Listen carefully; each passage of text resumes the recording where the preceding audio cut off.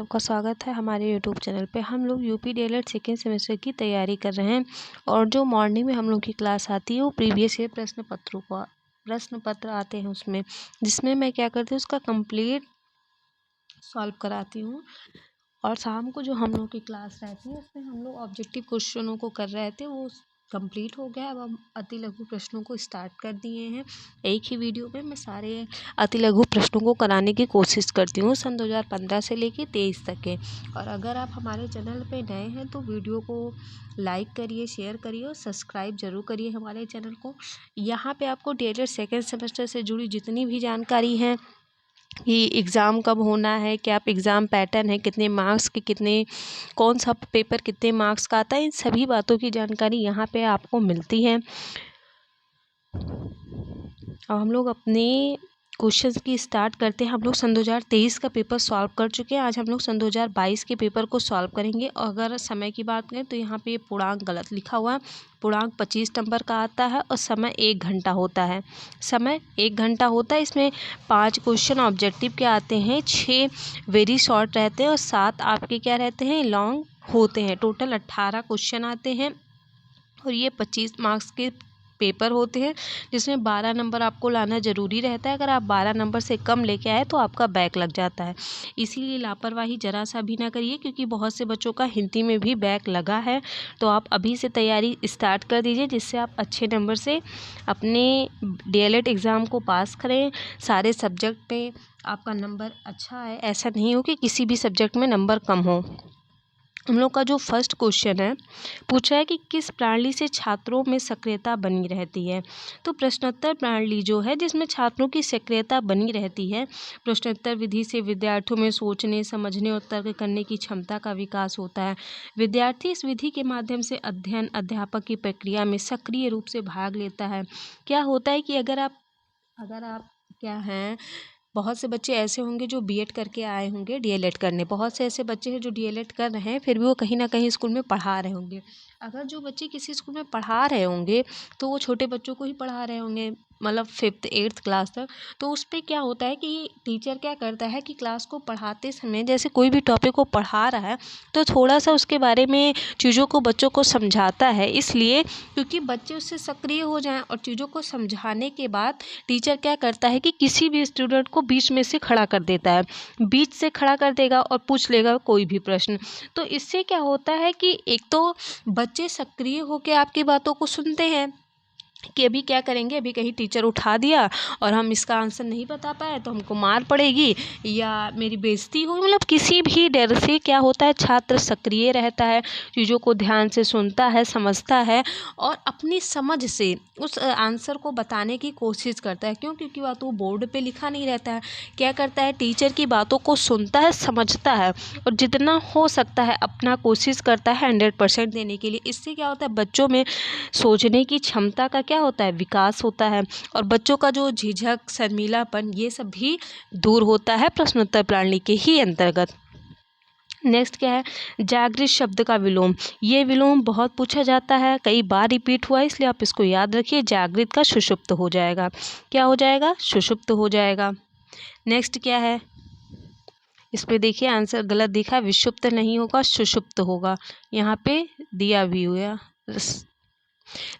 निम्नलिखित में से जातिवाचक संज्ञा, जातिवाचक संज्ञा क्या हो गया, पुस्तक। पुस्तक में जात इसलिए हो गया कि इन्होंने ये नहीं बताया कि हिंदी की बुक या इंग्लिश की बुक या मैथ की बुक, मतलब किसी भी पुस्तक के बारे में नहीं बताया, बस ये बोला कि पुस्तक उठा लाओ। अब किसी बच्चे से अगर किसी ने कह दिया पुस्तक उठा लाओ, अगर वहाँ पे बहुत सारी पुस्तकें रखी है, 8 से 10 ही पुस्तक रखी है, तो बच्चा कन्फ्यूज़ तो हो जाएगा ना कि किस पुस्तक के बारे में बात की गई है, तो सारे पुस्तक को उठा लेके आएगा। लेकिन अगर कहीं वहाँ बता दिया गया कि हिंदी के पुस्तक को लेके आओ, तो उसके व्यक्ति को क्या कर दिया गया, बता दिया गया ना। ये अगर किसी के नाम को बता दिया जाएगा तो वो व्यक्तिवाचक हो गया।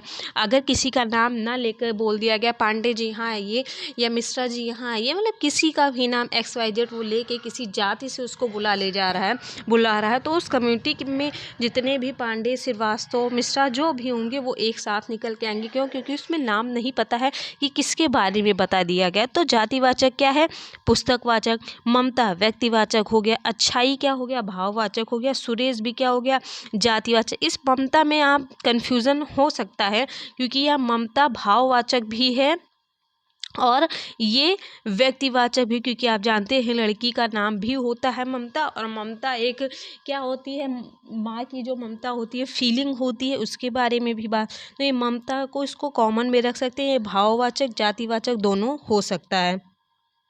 नेक्स्ट क्या है, बच्चों को शिक्षा ग्रहण करने के मार्ग में बाधक होने वाले भाव क्या। मैंने आपको बताया था कि संकोच, झिझक, शर्मिला होना, ये सभी क्या कर रहे हैं, बाधा डालते हैं। इसीलिए टीचर क्या करता है कि और मतलब चीज़ों को पढ़ाता है, समझाता है, और बच्चों से क्वेश्चन पुटअप करने का कारण ही यही है कि बच्चे जिस क्लास में बैठे हैं वहाँ तो अपने ध्यान को लगाएं ही, साथ में उनके अंदर जो डर है वो डर ख़त्म हो। अब क्या होता है कि आप टीचर क्या करते हैं कि किसी भी स्टूडेंट को निकाल दिया, अगर वो मैथ पढ़ा रहे हैं तो क्वेश्चन उतार दिया और बच्चे से क्या किया कि आप ये कुछ क्वेश्चन को सॉल्व करिए, किसी भी बच्चे से कह दिया, तो एक तो बच्चा बोर्ड पे आने को सीखेगा, वहाँ पे किस तरह लिखना है, क्या बोलना है, इन सब चीज़ों को सीखेगा। इससे आगे उसको क्या मिलेगी, सहायता मिलेगी, संकोच नहीं करेगा, झिझक क्यों। कभी कभी ऐसा होता है कि बच्चों को चीज़ें आते हुए भी वह डर के कारण चीज़ों को नहीं बता पाता है। भूतकाल के कितने भेद हैं, भूतकाल के 6 भेद होते हैं। आप नाम याद कर लीजिए, हो सकता है 1 नंबर में पूछ ले। सामान्य भूतकाल, आसन भूतकाल, पूर्व भूतकाल, अपूर्व, संदिग्ध, हेतुमोद भूतकाल। आप इसको तैयार कर लीजिए। नेक्स्ट क्वेश्चन, हमारे जितने भी शॉर्ट क्वेश्चन वो ऑब्जेक्टिव क्वेश्चन थे कंप्लीट हो गए। अति लघु प्रश्नों को हम लोग पढ़ेंगे। किन्हीं 4 विराम चिन्हों का उदाहरण सहित वर्णन कीजिए। ये उदाहरण सहित इसमें क्या होता है, 1 नंबर में बहुत कम ही उदाहरण पूछता है, सिर्फ नाम ही पूछता है, लेकिन अगर ये पूछा है तो आप इसको याद कर लीजिए। भाषा के लिखित रूप से उक्त ठहराने के स्थान पर जो निश्चित संकेत चिन्ह लगाए जाते हैं उन्हें विराम चिन्ह कहते हैं। हिंदी में 13 प्रकार के विराम चिन्ह हैं, आप नाम याद कर लीजिए। पूर्ण विराम, अर्ध, अल्प, उप, प्रश्नवाचक, संयोजक, कोष्टक, अवतरण।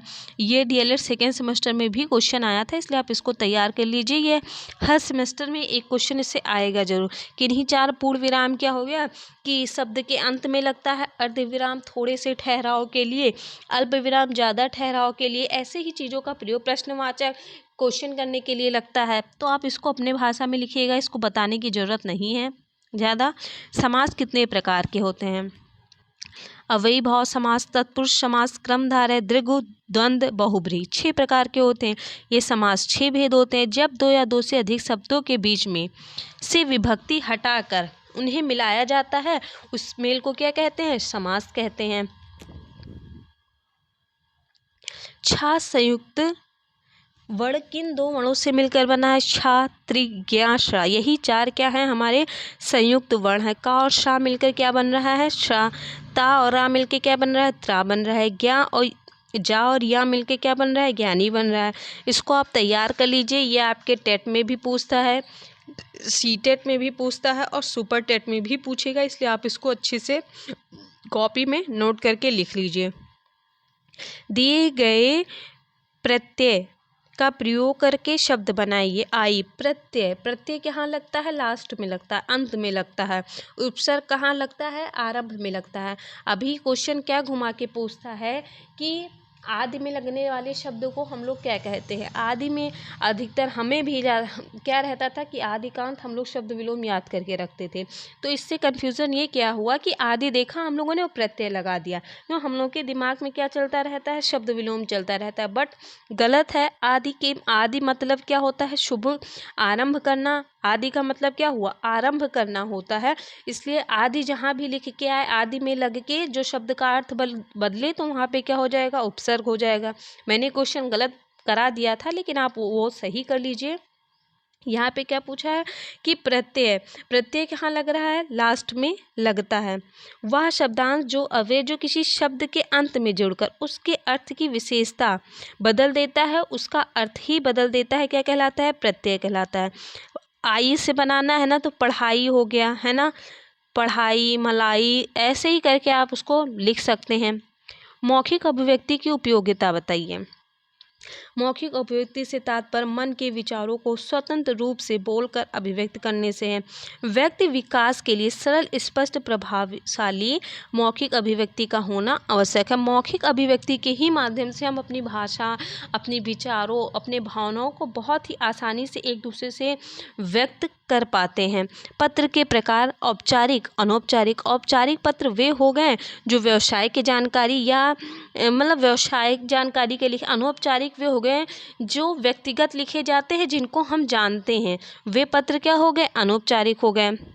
लघु उत्तरीय प्रश्न में आ रहा है क्या कि गद्य शिक्षण के समान उद्देश्य। इस विधि में शिक्षक पहले पद्यांश का वाचन करता है, फिर उसमें आए कठिन शब्दों का अर्थ बताता है तथा बाद में सभी वाक्यांश को सरल बताते हुए गद्यांश को क्या करता है, स्पष्ट करता है। इसमें छात्रों के शब्द उच्चारण को शुद्ध करना, विद्यार्थियों में शब्द भंडार बढ़ाना, भाषा संबंधित ज्ञान में वृद्धि, छात्रों के रचनात्मक विकास करना, ये सारे क्या हो गए, गद्य के उद्देश्य हो गए। विशिष्ट उद्देश्य में भाषिक तत्वों का ज्ञान, विशेष सामग्री का उल्लेख। विशेष सामग्री उल्लेख 2 बार आ गया। पाठ के अंतर्गत भाव विचारों का उल्लेख किया जाता है। मौखिक अभिव्यक्ति तथा लिखित अभिव्यक्ति की विधाओं का वर्णन कीजिए। मौखिक अभिव्यक्ति और क्या है, लिखित। मौखिक अभिव्यक्ति बातचीत में सक्रियता, भागीदारी का निर्वाह करता है। वाद विवाद में बेझिझक होकर बोलना, कहानी सुनना, शब्दांश दोहराना, अपनी कल्पनाओं को मौखिक अभिव्यक्ति। लिखित अभिव्यक्ति से तात्पर्य लिखने की स्वतंत्रता, अपने समाचार पत्र छापने, अपने मन के विचारों को किसी पार्टी, समूह, दल, गठबंधन के खिलाफ सफलता। मौखिक अभिव्यक्ति ये हो गया कि देखिए हम लोग क्या करते हैं कि किसी से बात करते हैं तो अपनी भावनाओं, विचारों को बहुत ही आसानी से व्यक्त कर देते हैं बोल के। किसी भी कहानी हुआ, कोई भी शब्द हुआ, दोहरा लिए।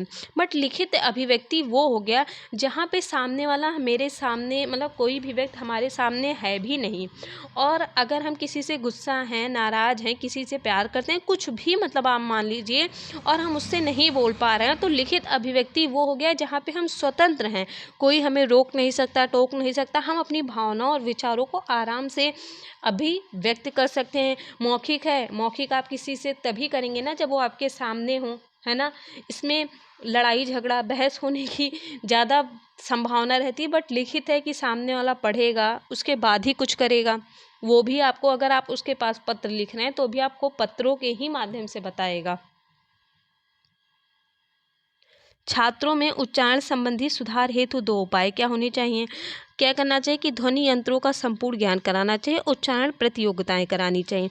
बालकों को यह बताना अभी अनिवार्य है कि ध्वनियाँ कैसी बनती हैं, ध्वनियों के उच्चारण, जीभ, ओष्ठ, कंठ आदि का क्या योगदान है, अल्प प्राण, महाध्वनि में क्या अंतर है, स्वर और व्यंजन में क्या, इन सभी तत्वों को उसे उदाहरण देकर शिक्षा प्रदान करानी चाहिए।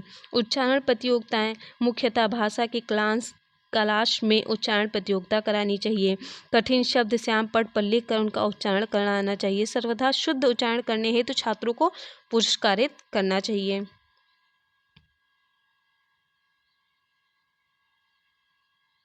काल कितने प्रकार के होते हैं। काल 3 प्रकार के होते हैं, वर्तमान, भूतकाल, भविष्यकाल। ये आप सभी जानते हैं, इसको बताने की जरूरत नहीं है। कविता शिक्षण के लिए क्या ध्यान देने योग्य बातें हैं। कविता में सौंदर्य तथा भावनाओं का सहज अभिव्यक्त हो, कविता पाठक के मन में आसानी से छू सके, कविता का भाव बोध प्रधानता हो, कल्पना मिश्रण हो, कविता में लयात्मक हो, लय होनी चाहिए। पत्र लेखन की क्या विशेषता है। उचित भाषा होना चाहिए, उचित संबोधन होना चाहिए, त्रुटि मुक्त लेखन होना चाहिए। क्रिया विशेषण किसे कहते हैं, उदाहरण सहित समझाइए। वे शब्द जो हमें क्रिया की विशेषता के बारे में बताते हैं क्रिया विशेषण कहलाते हैं। हिरण तेज भागता है, तो तेज क्या हो गया, इसमें तेज क्रिया विशेषण हो गया। जो क्रिया भागने की क्या कर रहा है, विशेषता बताता है। राम अच्छा लिखता है, अच्छा क्या हो गया, क्रिया विशेषण हो गया। इस वाक्य में अच्छा शब्द लिखने की क्या कर रहा है, विशेषता बता रहा है। यही आप लोग क्या है, क्रिया विशेषण है। ये देख लीजिए, ये बहुत क्या है, बार बार पूछता रहता है। वह धीरे धीरे चल रहा है, तो धीरे धीरे क्या हो गया, क्रिया विशेषण हो गया। क्रिया चल रही है की विशेषता बता रहा है, धीरे धीरे, है ना। तो सन 2022 में हम लोगों ने सन 2022 के पेपर को सॉल्व कर लिया। सन 2022 के पेपर में अगर आप देखें तो कुछ भी नहीं था, बहुत ही इजी पेपर था और हर साल इजी ही रहता है, बस चीज़ों को थोड़ा पढ़ने समझने की ज़रूरत होती है। बच्चे क्या करते हैं कि पढ़ते हैं नहीं, हिंदी बहुत इजी है, इंग्लिश बहुत इजी है, मैथ बहुत इजी है, ऐसा कहते रहते हैं। और या बहुत से बच्चों का ये कहने में समय निकल जाता है कि अरे डेट आने दो मैं देख लूँगा। डेट आने के बाद बच्चे क्या करते हैं, अरे 2 दिन पहले हम पढ़ के पास हो जाएंगे।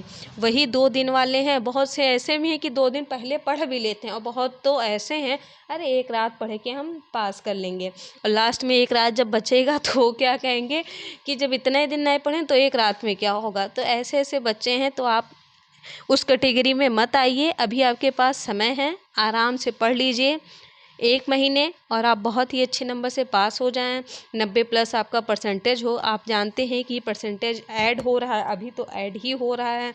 तो आप अच्छे से तैयारी करिए क्योंकि आपकी मेरिट अच्छे बन जाए और आप सुपर टेट में जाएं अच्छे से। सुपर टेट की अगर वैकेंसी आ जाए तो आपको सोचना ना पड़े कि मेरा काश बैक ना लगा होता, ऐसी थिंकिंग आपके दिमाग में ना आए क्योंकि आप जानते हैं कि वैकेंसी नहीं आती है और अगर आए तो आप लोगों को चांस मिले उसमें बैठने के लिए। इसलिए तैयारी करते रहिए और अगर आप हमारे चैनल पे नए हैं तो प्लीज़ लाइक शेयर सब्सक्राइब ज़रूर करें। धन्यवाद। मिलते हैं नेक्स्ट